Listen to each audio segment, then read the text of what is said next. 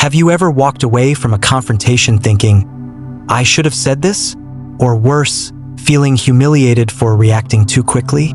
Today, we solve that. No more losing control, no more emotional traps. This is how Machiavellian thinkers win, even before the first word is spoken. Let me tell you a truth few men dare to admit. In confrontation, it is not truth that wins. It is not facts, nor righteousness, nor even force. What wins is perception, and the man who controls perception controls the outcome. That is why the calm man is feared, while the loud man is merely heard. You see, the instant you raise your voice, tense your jaw, or show a twitch of discomfort, you've already betrayed something far more dangerous than weakness. You've betrayed that you are reacting, not leading. And in the world of power, reaction is submission. Think carefully. Have you ever watched two men argue?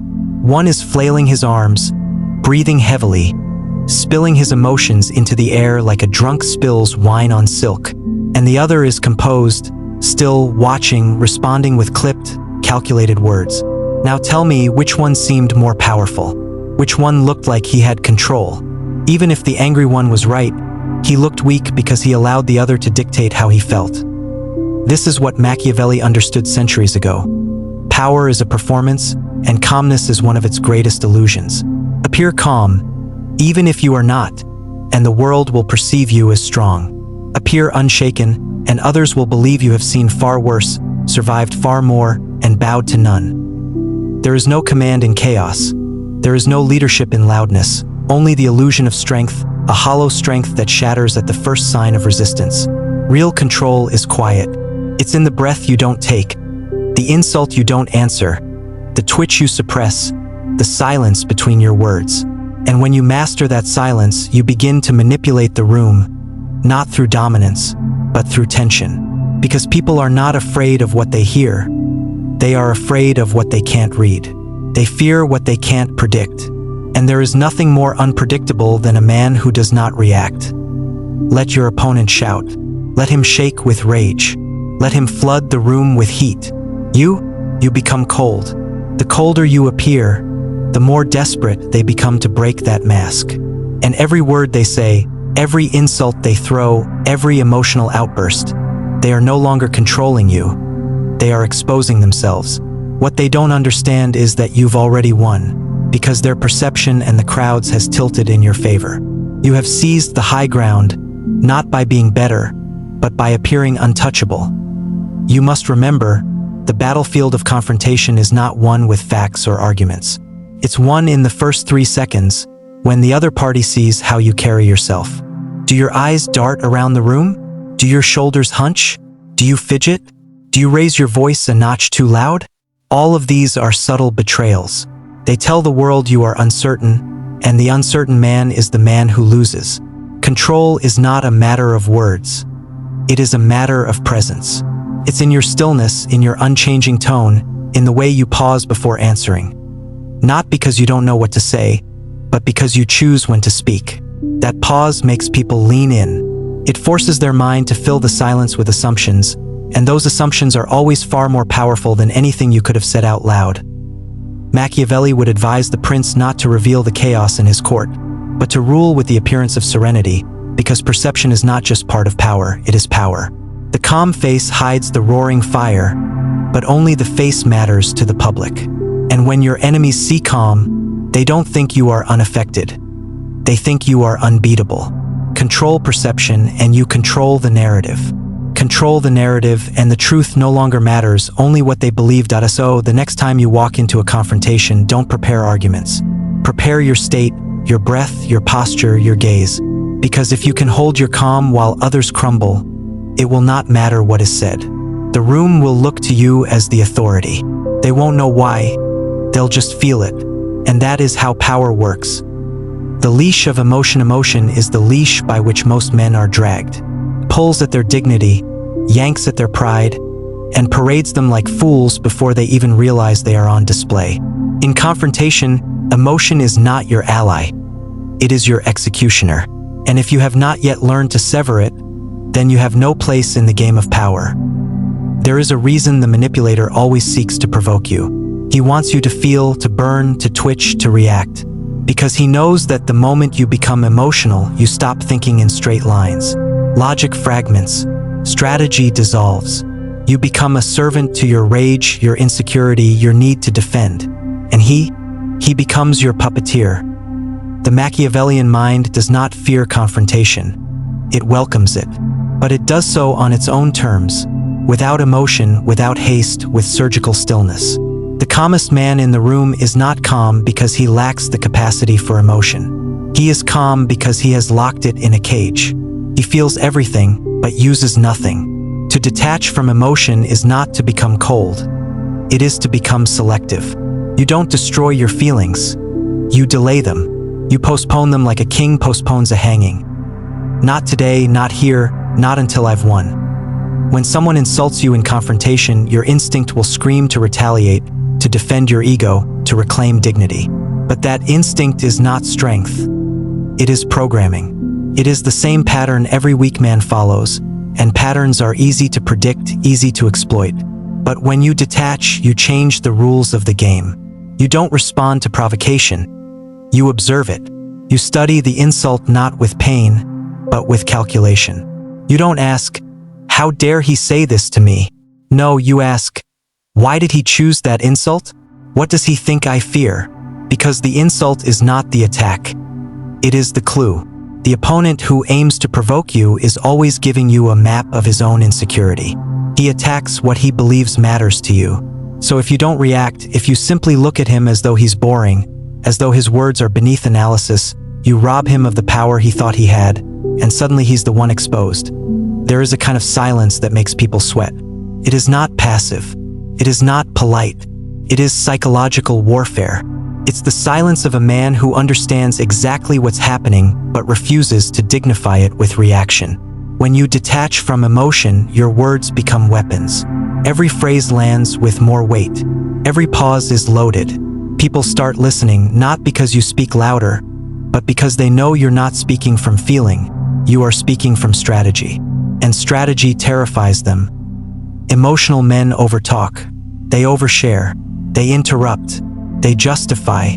But the detached man only speaks when the time is correct. He chooses words like a hunter chooses traps. He says just enough to shift the balance, and then he lets the silence do the rest. Control does not require a raised voice. It requires restraint. If you can train yourself to stay neutral, utterly neutral, while someone tries to provoke you, you begin to dominate them psychologically. They don't understand why you won't respond. They escalate. They overextend. And in that overextension, they lose the battle. Even in a courtroom, in a negotiation, or a personal argument, emotion will always try to hijack you. But if you've prepared for this, if you've already decided that nothing they say will reach your nerves, then you will remain untouchable. You will begin to notice things others miss. The tremble in their lip, the shift in their posture, the desperation in their eyes when their insult fails to hit. These are the signs of your victory, not applause, not dominance, but internal collapse. They will try to make you feel. That's how they win. They want to pull you into their storm, where chaos and confusion rule. But if you remain still, if you refuse to take the emotional bait, they will exhaust themselves trying to shake you. It is not your job to prove a point. It is not your role to explain your piece. Your power lies in the ability to stay unmoved. The more they rage, the more they look like a spectacle. And the more silent you become, the more everyone listens when you finally speak. Because now they know you didn't speak to release emotion. You spoke to end the game. The power of silence there is a kind of power that speaks without speaking. A dominance that does not shout, does not argue, does not explain. It waits, watches, withholds. And that power is silence. In a world obsessed with being heard, the one who chooses not to speak becomes the most unpredictable force in the room. Because silence is not absence. Silence is not surrender. Silence is pressure. And pressure crushes more egos than any insult ever could. When a man speaks, he gives himself away. His rhythm, his insecurities, his desperation to be understood, they all bleed through his voice. But the man who remains silent reveals nothing, and in that nothing, others see everything. You've been taught that silence is weakness, that if you don't respond, you're backing down, that if you don't argue, you've lost. But that is the lie they feed the emotionally impulsive, the reactive, the ones who are easily pulled into every verbal skirmish. Because silence requires what few people possess: restraint, self-command, psychological patience. Understand this. Silence is the most discomforting mirror. When you speak, you take tension out of the room. But when you remain silent, you trap it. You hold it hostage, and people begin to project their own fears into that silence. They start to doubt. They start to guess. And that guessing is where your influence begins. Say someone insults you in public. If you respond immediately, if you jump to defend yourself, explain yourself, lash back, you've done exactly what they wanted. You've entered their frame. But if you look at them, pause, and say nothing, you've just shattered their expectation. Now they are left wondering, why didn't he respond? Is he not hurt? Or is he planning something worse? That gap, the space between their attack and your silence, becomes a battlefield of the mind, and you are winning not by attacking, but by creating uncertainty. Most people fear silence because they don't understand it. It makes them feel invisible, unacknowledged, and that fear will force them to fill it with more words, more weakness, more desperate attempts to provoke you. Let them. Every time they speak, they unravel. Every sentence they throw at you becomes more obvious, more pathetic. Meanwhile, you remain still, not because you are afraid, but because you are measuring. Silence makes people show their hand. It's a kind of interrogation, one where you say nothing and they tell you everything. Their strategy, their emotion, their limits. If you can hold your silence long enough, the truth spills out without you ever having to ask. Because people talk to ease themselves, not to inform you. And they reveal more when you're quiet than when you're loud. The Machiavellian man understands this deeply. He uses silence to punish, to dominate, to confuse.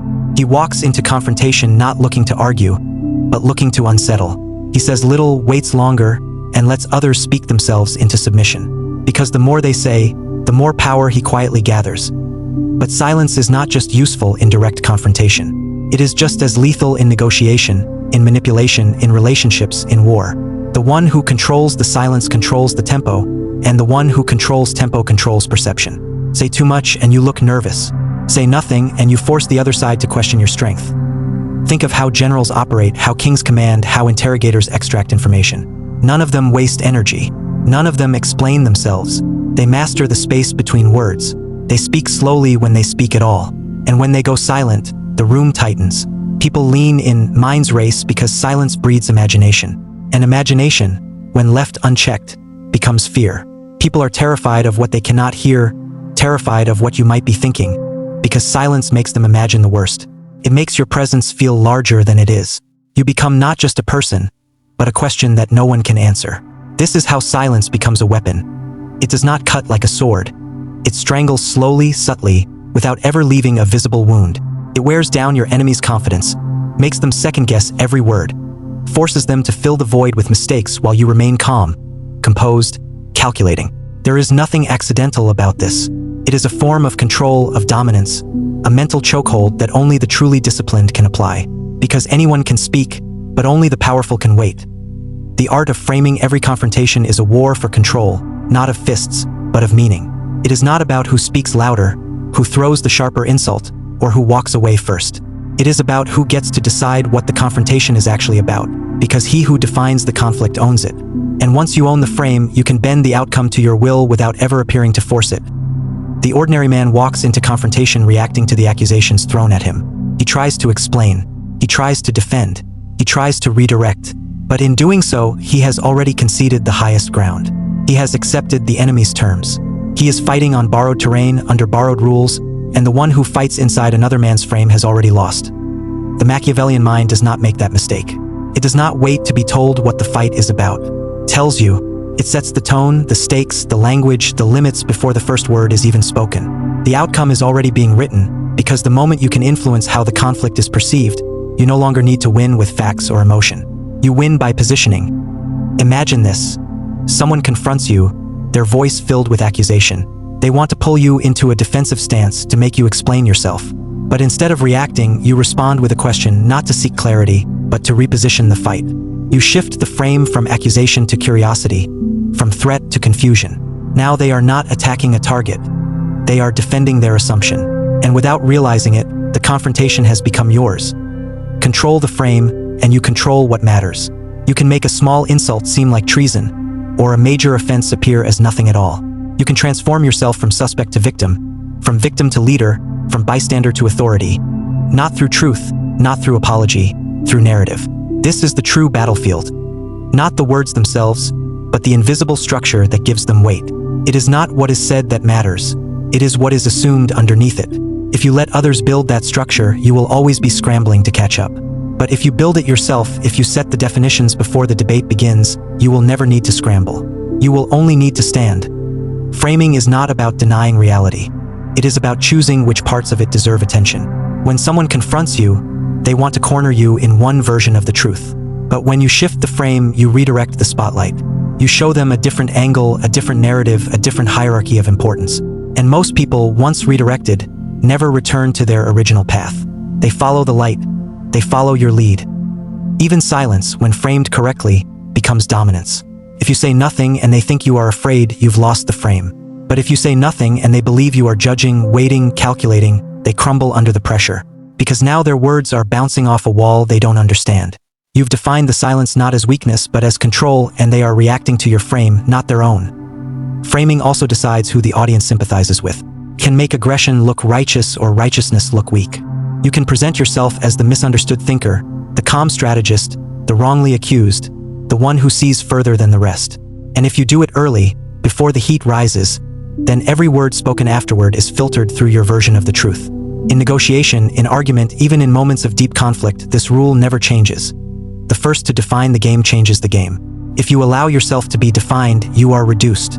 But if you define yourself and define the meaning of the moment, others begin to orbit around you, not because you've proven yourself, but because you've framed yourself. The strong do not fight every battle, they redefine the battlefield. They make others step onto their terrain, and the moment their opponent does that, even by a single step, they begin to lose control. Because now they are reacting, adjusting, stumbling to fit a reality they did not create. That is why the Machiavellian mind moves first, not physically, not verbally, but mentally. It anticipates how the other will interpret the moment, and then twists the lens. It does not wait to be accused. It accuses first. It does not wait to be challenged. It questions first. And when it is forced to respond, it responds not to the accusation but to the frame itself. It dismantles the foundation before even touching the surface. They will come at you with noise, with fire, with provocation, hoping to drag you into chaos. But the man who knows how to stand still amidst the storm rewrites the outcome. He does not panic. He does not react. He orchestrates. When you master perception, they see what you want them to see. When you detach from emotion, they feel the sting of your words more deeply than any scream. When you hold your silence, they beg for your reaction only to drown in their own noise. And when you frame the confrontation itself, you don't just survive it, you shape it. This is how power moves. Not through force, but through composure. Not through chaos, but through control. Not through volume, but through strategy. Stay calm, not because it is noble, but because it is lethal. Let others burn in the fire they light for you. You become the shadow behind the throne, the stillness in the storm.